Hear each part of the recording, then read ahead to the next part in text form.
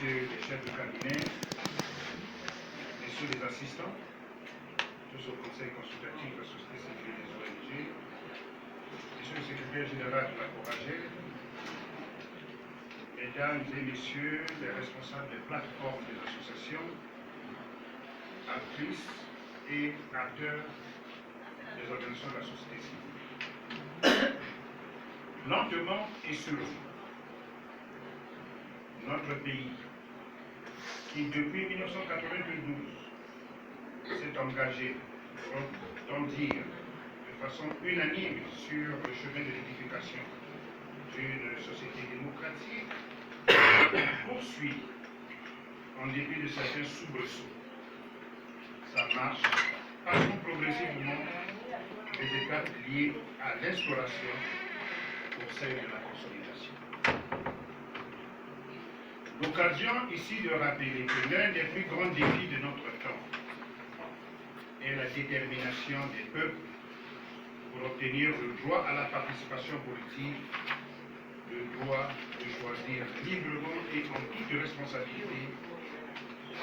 leur dirigeants et notre chère nation aura dans cette optique son énième rendez-vous avec l'élection présidentielle en mars 2026. Je saisis cette opportunité de rappeler aux organisations de la société civile en général et celles spécialisées sur les problématiques de droits de l'homme, démocratie et élections en particulier que vous représentez ici, toute la noblesse de vos missions, à savoir particulièrement d'un côté, de mener des intenses campagnes d'information, de sensibilisation et d'éducation à assise communautaire, en vue d'amener tous nos compatriotes à s'approprier l'ensemble des règles, valeurs et exigences de la démocratie, dont les élections majeures soient-elles, ne constituent qu'une composante, autrement dit un des paliers, et de l'autre, de plaider en permanence, d'interpeller sans cesse nos gouvernants et acteurs politiques à se ressaisir à jamais pour ne plus, sans aucun prétexte, conduire dans l'impasse l'œuvre délicate et exaltante d'édification d'une société démocratique, tant sur ses dimensions procédurales que substantielles.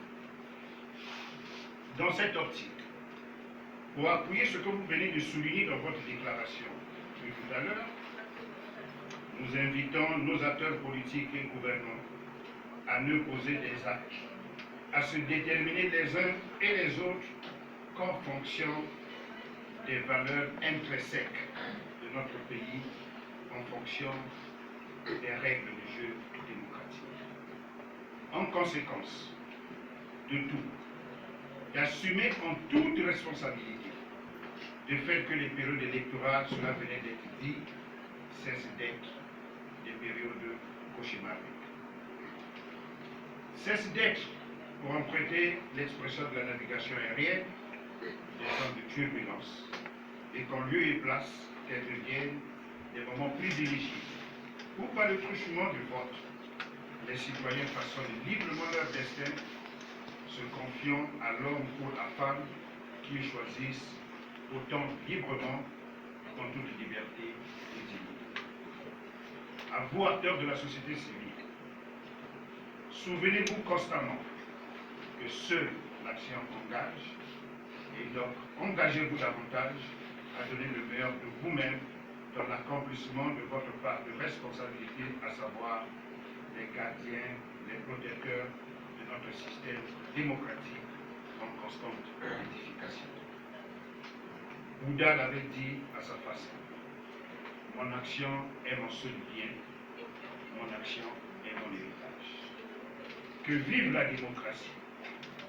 que vive notre chère nation, la République du Congo, que vive l'efficacité, l'efficience des actions des organisations de la société civile. C'est sur cette note d'exhortation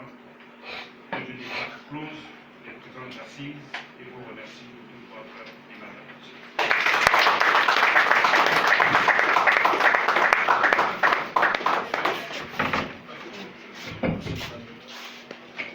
Voilà donc, mesdames et messieurs, C'est sur cet acte que nous mettons un terme à cette journée. Mais avant de nous séparer, je vais vous convier respectueusement à la photo de famille à l'extérieur de la maison de la société.